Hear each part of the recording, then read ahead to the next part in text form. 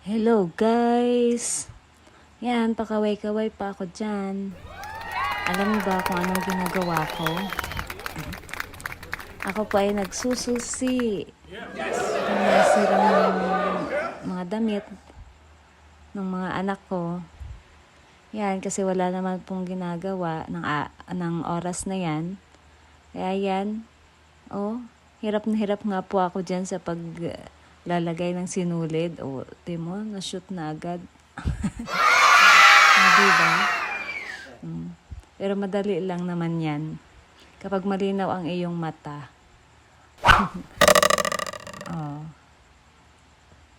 Tamo.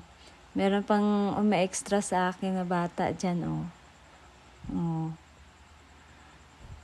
Nakiki-video rin.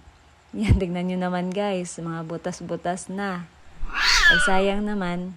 Tingnan mo, ang kulit niyan talaga ng batang yan.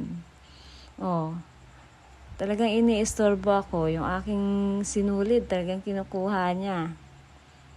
Yan guys. Nag-uumpisa na po ako magtahi dyan. Tingnan niyo po kung paano akong magtahi.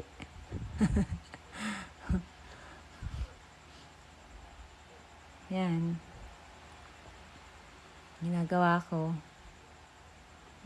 Seryosong-seryoso ako dyan. Wag lang matusok ng karayom.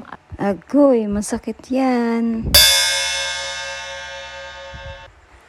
At dyan na nga po nagtatapos guys ang aking pagsusulsi. Pero hindi pa ako tapos dyan. Basta bahala na kayo dyan guys. Bye!